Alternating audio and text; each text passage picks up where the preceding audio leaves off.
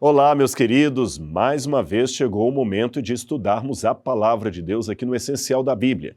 E para mim é um privilégio muito grande, em primeiro lugar, poder falar da Palavra de Deus. Em segundo lugar, ter você aí como meu companheiro, a minha companheira de jornada nas páginas da Bíblia Sagrada. Como é bom falar desse livro tão maravilhoso que nos foi dado de presente pelo Pai Celestial através dos profetas que escreveram as palavras, as frases, as linhas desse livro que tem tanta salvação contida nele. Vamos orar a Deus nesse momento, pedindo a presença do Espírito Santo? Vamos lá. Querido Deus, amado Pai, mais uma vez pedimos-te a tua companhia nessa jornada pela Bíblia Sagrada. Que teu santo poder esteja conosco, que teu Santo Espírito fale ao nosso coração, iluminando-nos no entendimento da tua revelação. Fica conosco, querido Pai. Amamos muito a tua presença, queremos a tua graça, o teu perdão e a tua iluminação e guia, em nome de Jesus. Amém, Senhor. Amém. Você viu que hoje eu estou com um computador aqui. Aliás, esse computador não é meu, eu peguei emprestado com o pessoal ali da produção e eles gentilmente me emprestaram porque eu resolvi fazer um teste aqui. Você hoje está ouvindo falar muito da inteligência artificial, né?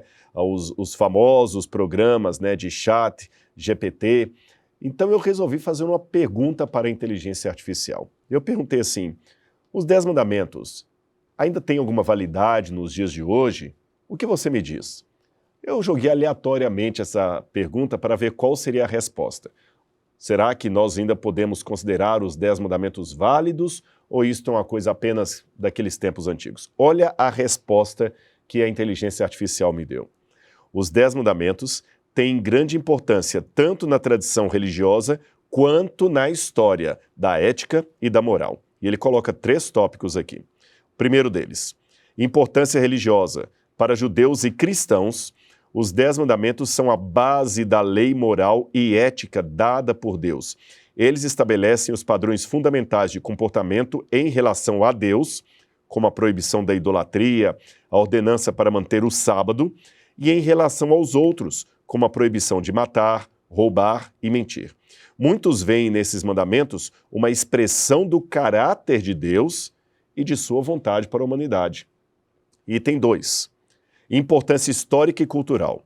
Os 10 mandamentos têm influenciado profundamente a cultura e a lei ocidentais. Muitas tradições legais e éticas no mundo ocidental foram moldadas por princípios encontrados nos 10 mandamentos. Por exemplo, as ideias de justiça, equidade, responsabilidade individual, respeito pelos direitos e propriedade dos outros são todas refletidas nos 10 mandamentos. Olha, uma lei que foi entregue por Moisés por volta de 1400 anos antes de Cristo e continua tão atual hoje como foi naqueles dias. E como eu vou mostrar para vocês, Moisés não inovou ao trazer os 10 mandamentos, porque aquelas ordens, aquelas leis de Deus já eram conhecidas desde que o mundo é mundo. Vamos continuando. Importância ética e moral. Embora interpretados de maneiras diferentes ao longo do tempo e em todas as culturas diferentes, os 10 mandamentos continuam a fornecer uma estrutura para a discussão ética e moral.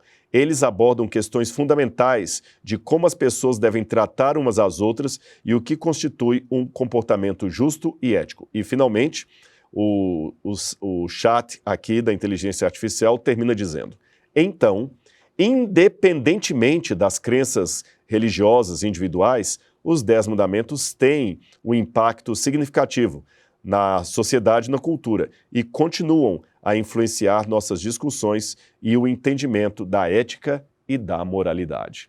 Olha, a inteligência artificial até que é bem inteligente. Ela foi ao ponto aqui. Os 10 mandamentos continuam tendo valor em nossos dias. Mas, afinal de contas, qual é o conteúdo dos 10 mandamentos? O que está estipulado neles? Muitas pessoas conhecem os 10 mandamentos, outras talvez não.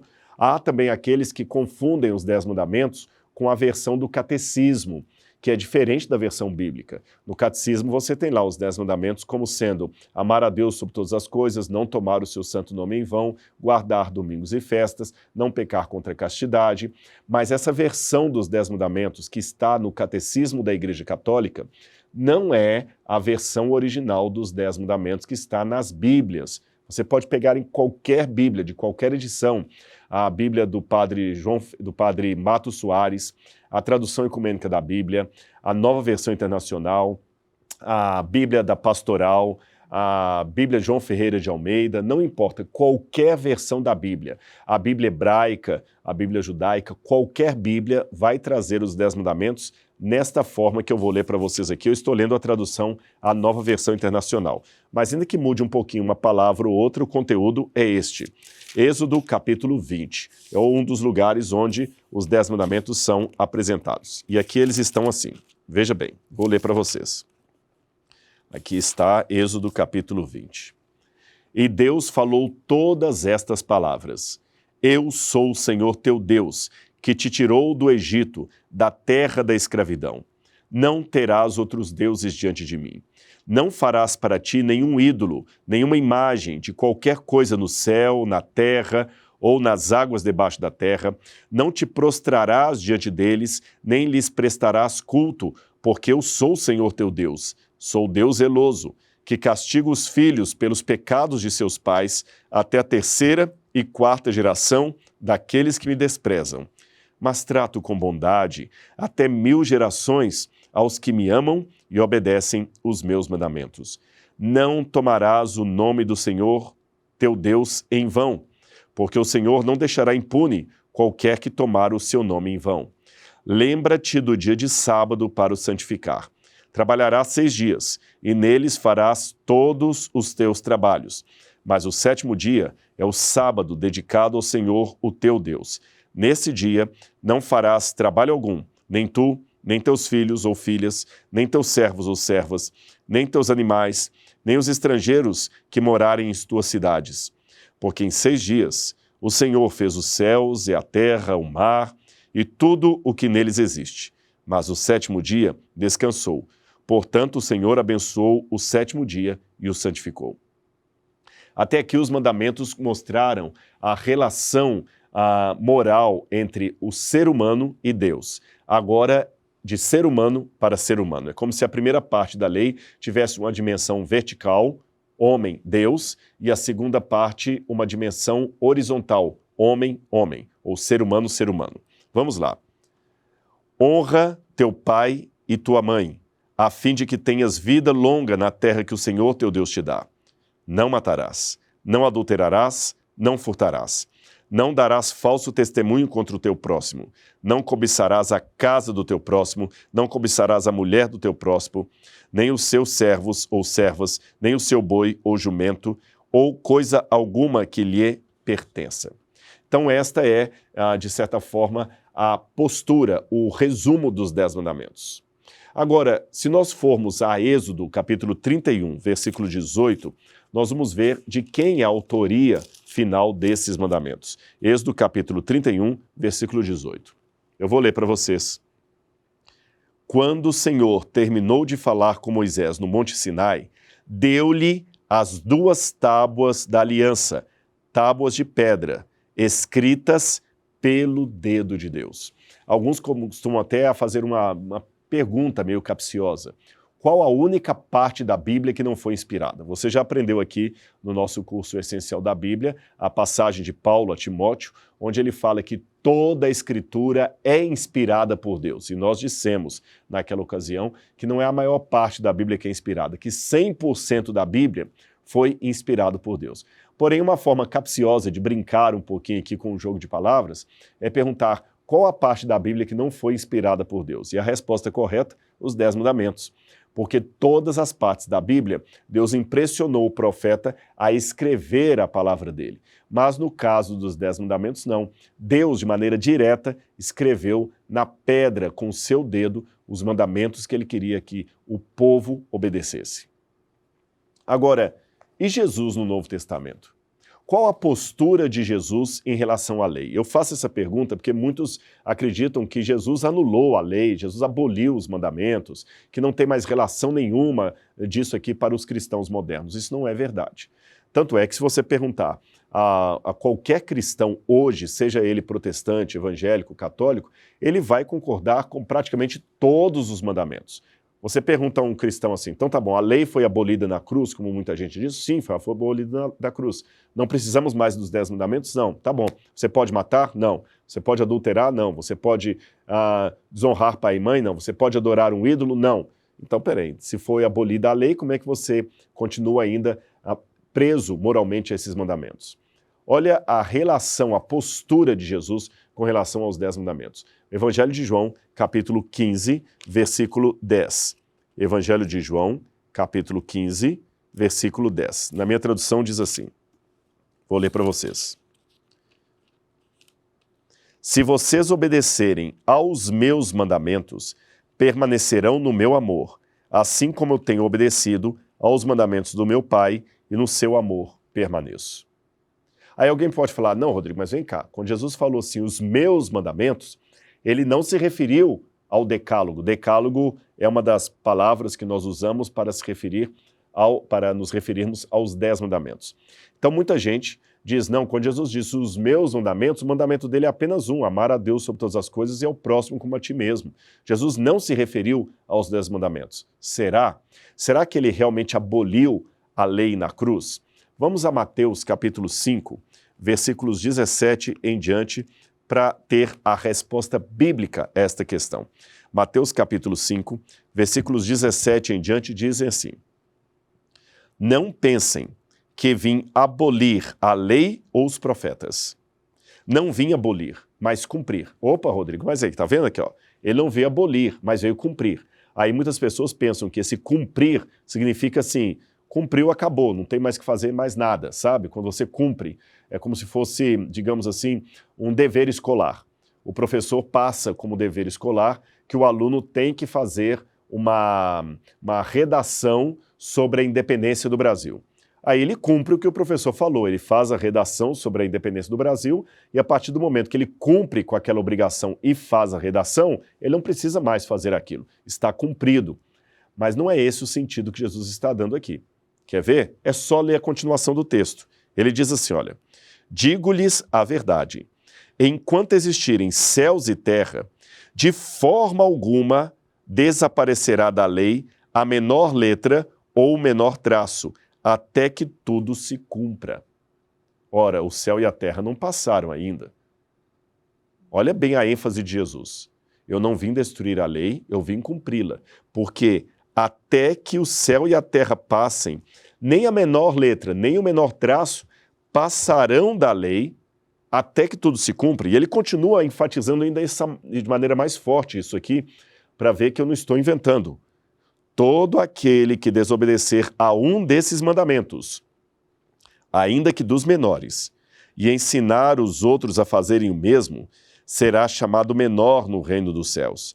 Mas todo aquele que praticar e ensinar estes mandamentos será chamado grande no reino dos céus. Então Jesus aqui, de maneira alguma, está falando assim, olha, quem cumprir esse mandamento até que eu morra na cruz, depois da cruz não precisa mais. Não, ele fala o seguinte, ainda que o céu e a terra passem, ainda que passem, não que passarão, ainda que o céu e a terra passem, nem o i, nem um tio, ou nem a menor letra, nem o menor traço, jamais passarão da lei, até que tudo se cumpra. Então você está vendo que Jesus valorizou sim os 10 mandamentos. Os 10 mandamentos são a expressão de amor de Deus em relação ao seu povo. Mas vamos continuar. Qual é o propósito dessa lei que Deus deu? Romanos capítulo 7, versículo 7, apresenta isso. Paulo falou muito sobre a lei, foi um dos que mais escreveu a esse respeito. E no capítulo 7 de Romanos, versículo 7, ele dá a resposta. Que diremos então? A lei é pecado? De maneira nenhuma.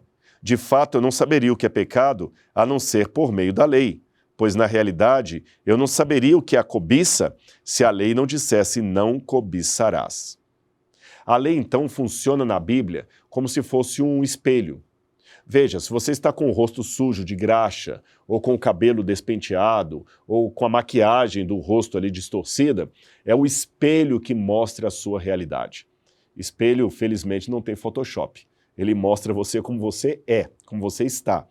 Então o espelho ele tem esse papel, mostrar a sua sujeira, mas o espelho não pode limpar você. Esse é um detalhe importante. A lei, ela vai mostrar o seu pecado, mas ela não pode curar você desse pecado. Aí nós temos que ir a Cristo. Ele pode nos limpar de todo o pecado. Agora, outra pergunta que poderiam fazer, será que nós podemos guardar apenas uma parte da lei? Vamos deixar a Bíblia responder isso. Tiago, capítulo 2, versículo 10. Tiago, capítulo 2, versículo 10. Vou ler aqui para vocês. Olha o que a Bíblia diz. Tiago 2, versículo 10. Pois quem obedece a toda a lei, mas tropeça um ponto, torna-se culpado de quebrá-la inteiramente. Pois aquele que disse não adulterarás, também disse não matarás. Se você não comete adultério, mas comete assassinato, você se torna um transgressor da lei. Aí você pode pensar, Rodrigo, então eu estou perdido. Calma. Olha o que a própria Bíblia diz aqui na carta de João com relação aos erros que nós cometemos, tá bom? Primeira carta de João, capítulo 2, diz assim: Filhinhos, escrevo-lhes estas coisas para que vocês não pequem. Se, porém, alguém pecar, temos um intercessor junto ao Pai, Jesus Cristo, o justo. Ele é a propiciação dos nossos pecados, não somente pelos nossos, mas também pelos pecados do mundo inteiro. Sabemos que o conhecemos se obedecemos aos seus mandamentos. Aquele que diz, eu o conheço, mas não obedece os seus mandamentos é mentiroso, e a verdade não está nele. Mas se alguém obedecer a sua palavra, nele verdadeiramente está o amor de Deus que é aperfeiçoado. Ou seja, não dá para amar a Jesus só de palavra. Não dá para falar assim, eu obedeço a Cristo, amo a Cristo, mas acho que a lei já caducou. Não faz sentido isso à luz da Bíblia. Os mandamentos, eles não estão aqui para tirar a nossa liberdade, eles estão para nos dar liberdade. Você pode dizer assim, Rodrigo, mas a palavra que mais se repete nos 10 mandamentos é a palavra não. Não matar, não roubar, não tirar as falsos testemunhos, não levarás o nome do seu teu Deus em vão. Não, não, não, não, não. É a cláusula que mais se repete ali. O não, não, não, não. Isso tira a liberdade. Num primeiro momento parece que sim. É tão ruim receber uma resposta negativa. Mãe, eu posso sair com meus amigos? Não. Amanhã a gente pode faltar aula? Não. Não. Até para você fazer o não, mesmo em outras línguas, você fecha a cara, já percebeu? Olha, por exemplo, em hebraico, lo, não em hebraico. Olha em espanhol, no. Olha em inglês, not. Olha em português, não. Já o sim, você já abre todo, né? Sim, yes, você até sorri. Então passa-se a impressão que uma lei negativa, ela tira a liberdade da gente, Deus não desmancha prazeres, mas não é bem assim. E eu vou provar para você agora que uma lei negativa pode dar mais liberdade do que uma lei positiva. Quer ver? Suponhamos que seja meu aniversário e eu lhe dê uma lei negativa. Eu diga para você assim, olha, não me dê gravatas, porque eu tenho muita gravata em casa e hoje já não uso mais tanta gravata. Então não me dê gravatas. Será que eu estou mesmo tirando a sua liberdade? Você pode me dar o que você quiser. De um cartão postal a um papel embolado que você achou no chão. Qualquer coisa que você me der está dentro do meu desejo, porque eu só lhe restringi em relação à gravata. Você pode dar qualquer outras coisas. Agora, vamos ver ao contrário disso uma lei positiva. Se eu digo para você, dê-me um carro 0 km, eu não abri a opção. Eu não lhe dei a liberdade de escolher outra coisa, você é obrigado a dar o carro. E se você olhar bem do lado de fora da janela, você vai perceber que o mundo sempre nos obriga de maneira positiva. A lei de Deus, por exemplo, diz a você, não use drogas, não entregue seu corpo à promiscuidade, não se entregue aos vícios, à bebedeira. A lei do mundo só lhe dá ordens desse tipo. Curta a vida, aproveite a juventude, beba, fume. Você já notou que a maior parte dos comerciais de TV são sempre no imperativo? Beba refrigerante X, use a sandália tal, vista aquilo, faça aquilo, assista, não perca, clique aqui, saiba mais. Ou seja, tudo é sempre no imperativo. E o problema é que quando você obedece algumas dessas leis do mundo, que aparentemente querem lhe dar liberdade, elas tiram a sua liberdade. Porque, por exemplo, vamos falar dos vícios. No início, você pode escolher se quer fumar ou não. Se você cede, você só pode escolher a marca do cigarro, porque deixar do vício não é nada fácil. Lembra lá no Gênesis, quando no Jardim do Éden Deus falou, não comam da árvore do conhecimento do bem e do mal? Adão e Eva estavam livres para comer de qualquer outra árvore. O diabo é que restringiu com sua lei positiva. Comam, porque o dia que vocês comerem, vocês serão iguais a Deus. Então, cuidado com as leis positivas desse mundo. Escolha a lei de Deus, mesmo que ela comece, em sua maior parte, com a palavrinha não. E para terminar, vamos falar um pouquinho de cada um desses mandamentos, como é que eles nos protegem, como é que eles realmente podem nos dar uma vida com mais qualidade. Quer ver? Vou pegar aqui os mandamentos e vou mostrar para vocês. Primeiro mandamento, não terás outros deuses diante de mim. Com esse mandamento, Deus não está sendo apenas um ciumento, um exclusivista. Ele está tirando você da ilusão da idolatria. Porque o único Deus que existe é o Deus verdadeiro. Então, adorar outros deuses é trocar gato por lebre. É querer comprar coisas com um dinheiro falsificado. Para que você vai optar pelo falso? É como se uma bolsa da Louis Vuitton dissesse para você o seguinte, olha, não adquira uma bolsa de marca falsificada. Não coloque gasolina adulterada no seu carro. Não coloque algo contaminado no seu corpo. Não adore outro Deus diante de mim. O grande problema da idolatria é que as pessoas não são moralmente melhores que os deuses que elas adoram. E, via de regra, os deuses da idolatria são deuses forjados pelo capricho humano, pelos defeitos humanos. Pega a mitologia grega, por exemplo. O que são Zeus, Poseidon, Afrodite, Cupido, Dioniso, todos esses, senão a forma mais depravada dos vícios e defeitos da humanidade, agora levados exponencialmente à categoria de deuses do Olimpo. Mas são apenas a divinização dos nossos piores defeitos. Aí você pega um Deus desse, adora esse Deus e você se torna moralmente inferior ao Deus que você adora. O outro mandamento, não farás para ti ídolo nenhum. Ora, a idolatria, ela corrói porque ela prende você. Há pessoas que por causa da idolatria, e a idolatria não é só para um ídolo tipo um Deus, a idolatria pode ser com um carro, a idolatria pode ser com dinheiro, com a casa, com a beleza. Você já notou que, por exemplo, até o trabalho pode ser uma idolatria? Há muitos pais que perdem os filhos porque estão ocupados demais com coisas importantes e não têm tempo para aquilo que é essencial. A idolatria é algo que aprisiona. Deus quer livrar você disso. Mais um mandamento. Não tomarás o nome do Senhor teu Deus em vão. Ensinar respeito gera respeito. Ser respeitoso, corrigindo a frase, ser respeitoso gera respeito.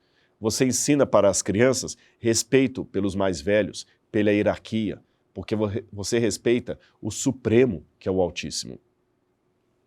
Continuando ainda, lembra-te do dia do sábado para o santificar. Muitas pessoas perguntam para mim, Rodrigo, você guarda o sábado? Como é que é esse negócio de guardar o sábado? Não pode fazer isso, não pode fazer aquilo? Olha, é o contrário. O sábado não é um dia de pode, não pode. O sábado é o dia da alegria. Há coisas que eu não faço realmente no sábado por uma questão de coerência. Imagine assim, você tem aí o dia do seu aniversário de casamento e você é feliz no casamento, então você vai entender a comparação que eu quero dar. No dia do seu aniversário de casamento, não é de bom tom que você deixe a esposa em casa para jogar futebol com seus amigos. Concorda comigo? Jogar bola em si não é problema, mas no dia do aniversário do casamento, não é muito inteligente fazer isso. No dia do seu aniversário de casamento, você não vai tirar o dia para lavar a casa e lavar o carro. Você vai fazer isso antes, para que naquele dia você comemore. E aquela data festiva do aniversário de casamento só tem sentido em relação aos demais dias do ano em que você vive feliz com a pessoa que está do seu lado. É justamente por viver feliz com ela em todos os dias do ano que quando chega aquela data, você tem o que comemorar. A mesma coisa é o sábado. A diferença é que o sábado é uma comemoração semanal e não anual. Mas o sábado só tem sentido em relação àquilo que eu desfruto com Deus no domingo, segunda, terça, quarta, quinta e sexta.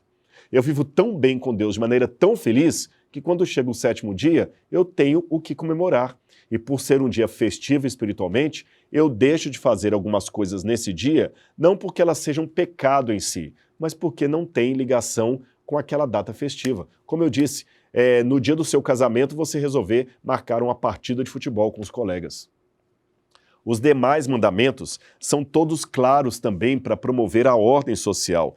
Olha, honrar o pai e a mãe.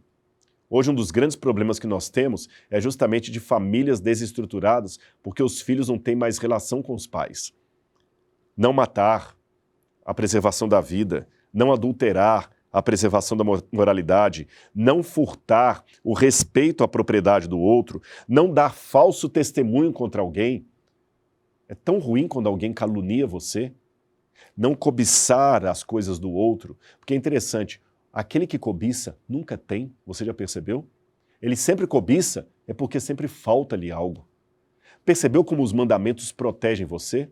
E quando Jesus resumiu no Novo Testamento os mandamentos em apenas 2 leis, amar a Deus sobre todas as coisas e ao próximo como a si mesmo, muitas pessoas leem essa passagem de Jesus de uma maneira equivocada. Eles entendem assim, bom, Jesus disse que o que importa é amar a Deus sobre todas as coisas e ao próximo como a mim mesmo. Então Jesus cancelou a lei. Isso não é verdade. Como eu disse no início desse estudo, muitas pessoas que pensam que o Novo Testamento anulou a lei continuam valorizando a maior parte dos mandamentos. Continuam achando que é errado matar, adulterar, adorar ídolos, desonrar o nome de Deus.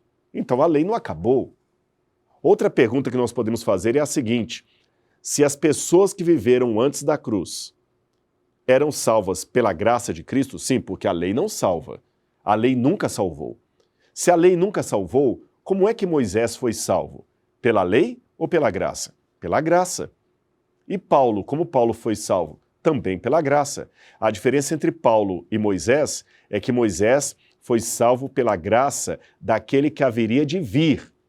E Paulo foi salvo pela graça daquele que veio e voltará. Só isso. Mas foi a graça de Jesus que salvou todos os que viveram no Antigo Testamento e todos os que viveram depois do Novo Testamento. Ora, se ambos os grupos são salvos pela graça, por que esses aqui do Antigo Testamento são requeridos de cumprir a lei e os do Novo Testamento estariam dispensados de cumprir a lei? Não faz sentido isso. Tá certo? Não faz o menor sentido. E, finalmente, por que Jesus, então, resumiu a lei em 2 mandamentos, amar a Deus sobre todas as coisas e ao próximo como a si mesmo? Simples, é o que eu falei. Os 4 primeiros mandamentos são a relação do ser humano para com Deus. Amar a Deus sobre todas as coisas. Veja bem, isso não é assim. Não ter outros deuses diante de Deus, não adorar imagens de escultura, não levar o nome de Deus em vão, guardar o sábado. São os mandamentos litúrgicos do ser humano para com o seu Criador. Os demais mandamentos, desde honrar pai e mãe até o último, não cobiçarás nada do seu próximo, referem-se à relação horizontal de ser humano para com ser humano e cumprem o segundo resumo, amar ao próximo como a si mesmo. Percebeu? Por fim, eu posso dizer para você que os mandamentos de Deus são uma bênção em nossa vida. Eles não são um fardo. É claro que há pessoas que querem tornar os 10 mandamentos algo legalista, enfadonho. Mas quando você cumpre algo por amor e não meramente por dever, é outro sabor que daquela prática passa a ter na sua vida. Os que são pais podem entender isso. Todo o seu sacrifício em cuidar dos seus filhos é diferente de uma babá que é paga para fazer aquilo e não gosta muito da profissão que tem. Uma coisa é cuidar de filhos dos outros. Outra coisa é cuidar daquele que saiu do seu ventre. O trabalho é o mesmo. Crianças sujam fralda, acordam de madrugada. Mas o filho dos outros é filho dos outros. Você está ali pelo salário que você vai ganhar no final do mês. E se você não gostar daquele emprego ou arrumar uma oportunidade maior, você vai embora daquela casa e deixa aquelas crianças, mesmo que você goste delas. Agora, quando é o seu filho, você faz a mesma coisa que a babá, não ganha nenhum salário por isso e não sente que aquilo é chato, é enfadonho, por mais trabalhoso que seja. Qual a diferença de um caso para o outro? Sendo que o trabalho é o mesmo. É porque num você fazia apenas profissionalmente, no outro é por amor. É assim que você deve entender os mandamentos. Você os guarda profissionalmente ou por amor àquele que deu a vida por você? Pense nisso. Os 10 mandamentos de Deus foram dados para o nosso benefício. Se eu não cumprir a lei, o Criador, o Altíssimo, não perderá nada. O perdedor serei eu. É como não seguir as orientações do meu médico. Se eu não cumprir a recomendação médica, o médico não perderá nada. O paciente é que ficará prejudicado. Não cumprir os mandamentos de Deus é a mesma coisa. Portanto, hoje, peça ao Espírito Santo que lhe dê discernimento para entender essas leis tão importantes. Peça a Cristo a graça que lhe basta para que você possa cumprir os mandamentos de Deus. E se você resvalar, pecar, você tem um advogado perante o Pai. Mas entenda, esses deveres não são uma lei cega, chata, legalista. São elementos de amor que Deus deu para o nosso próprio bem e para a nossa liberdade. O nosso estudo de hoje vai ficando por aqui, mas nós temos ainda outro encontro, porque eu tenho muitos assuntos para tratar com você aqui no Essencial da Bíblia. Um grande abraço, fique na paz de Jesus e até o nosso próximo encontro. Tchau, tchau.